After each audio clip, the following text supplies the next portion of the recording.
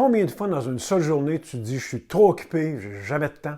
On dirait qu'il n'y en a jamais assez d'heures. Dans la première capsule, on a vu l'effet composé de mettre en place des procédures pour éventuellement te libérer de plusieurs heures dans une semaine. Si nous avons tous la même quantité de temps à notre disposition, comment se fait-il qu'il y a des gens, des personnes qui réussissent à produire des résultats exceptionnels avec le même temps? J'ai en tête des gens qui produisent des résultats incroyables. Puis là, je pense à Starbucks, son ancien CEO, Howard Schultz, qui aujourd'hui, Starbucks compte plus de 35 000 cafés à travers le monde. J'ai également en tête le défunt Steve Jobs, qui, parti du garage de son père avec son pote Steve Wozniak, a bâti une entreprise de 2 milliards de chiffre d'affaires puis qui génère des profits indécents. Comment font-ils pour produire autant avec le même nombre de minutes que toi et moi? Est-ce qu'ils ont un super pouvoir? Dans la deuxième capsule d'une série de 3, je partage avec toi le deuxième secret que ces grands utilisent pour créer du temps. Salut, je m'appelle Richard Leclerc, je suis le fondateur de Sicara et le créateur de la retraite stratégique. Ce qui m'allume dans la vie, c'est d'aider les entrepreneurs à optimiser leur potentiel en restant sains d'esprit et de corps pour qu'ils puissent multiplier leur impact.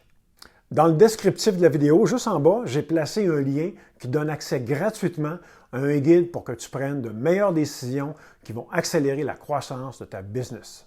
Leur secret, apprendre à abandonner le plus rapidement possible.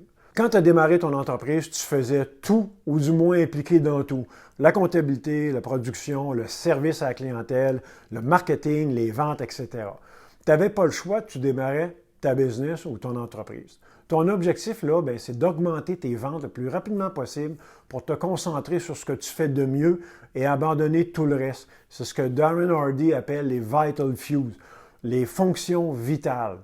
Pour mieux comprendre pourquoi c'est impératif que tu apprennes à abandonner, calculons ton revenu horaire. Tu prends le revenu total de ta business puis tu le divises par 2000. 2000 étant le nombre d'heures annuelles que tu devrais travailler, 50 semaines à 40 heures semaine. Admettons que ta business te rapporte un chiffre d'affaires annuel de 1 million. Mais ton salaire horaire est de 250 de l'heure.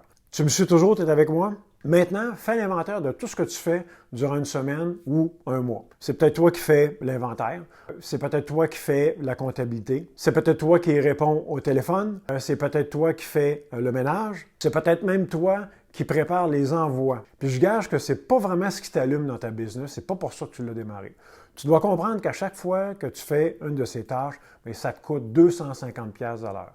Serais-tu prêt à payer quelqu'un 250$ de l'heure pour préparer tes envois, répondre au téléphone, à faire le ménage?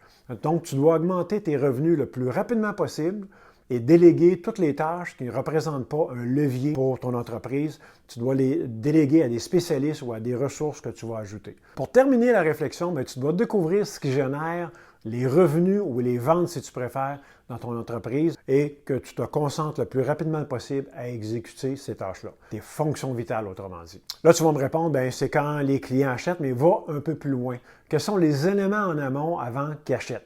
C'est peut-être la publicité que tu fais dans les médias sociaux, les démonstrations que tu organises dans des foires, les rencontres de présentation, des références, la prospection directe, etc., etc. Ma première entreprise fournissait des services de mise en marché à des manufacturiers à travers le pays. Puis quand j'ai fait cet exercice-là, j'ai identifié 3 fonctions vitales. La première étant faire du développement d'affaires et présenter nos services. La deuxième, suivre les dossiers clients. Et la troisième, avoir les bonnes personnes au bon endroit dans mon équipe. Je me suis concentré sur ces 3 fonctions vitales et j'ai pratiquement abandonné tout le reste. J'ai délégué ou ajouté des ressources à l'entreprise. Ce qui m'a créé une multitude de nouvelles plages horaires que j'ai investies là où ça profitait.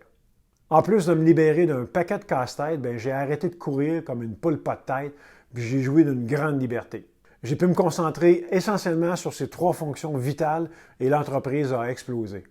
Après avoir stagné pendant des années, le chiffre d'affaires a quadruplé en moins de 3 ans seulement. En résumé, tu dois calculer ton revenu horaire, trouver la façon dont ton entreprise génère des revenus, identifier les vital few, tes fonctions vitales, celles qui vont te permettre de faire exploser ta business et abandonne le reste. De cette façon, tu vas créer du temps que tu n'avais pas pour faire exploser ta business. Dans le prochain épisode, je t'explique comment Richard Branson réussit à être propriétaire de plus de 400 entreprises et s'amuser toute la journée sur son île privée. N'oublie pas, dans le descriptif de la vidéo, j'ai placé un lien qui donne accès gratuitement à un guide pour que tu prennes de meilleures décisions qui vont faire accélérer la croissance de ta business. Tu n'as pas regardé la première capsule, j'ai inséré un lien toujours dans le descriptif sous la vidéo. Merci et au plaisir de te revoir dans la prochaine capsule.